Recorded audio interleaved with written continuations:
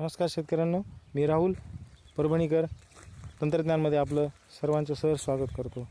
मी आलेलो बघा कांदा या पिकाच्या प्लॉटवर। तर हा बियाचा कांद्याचा प्लॉट आहे। तर इथे बऱ्याच ठिकाणी कांद्याची पात पिळा येऊन पडत आहे बघा। तर ह्या प्लॉटवर अशा ठिकाणी थ्रिप्स आणि माव्याचा अटॅक झालेला आहे।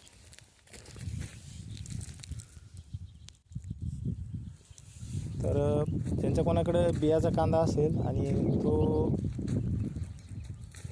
वाढीच्या अवस्थेमध्ये असेल तर त्या शेतकऱ्यांसाठी एक फवारणी आहे, अतिशय उपयुक्त अशी फवारणी आहे।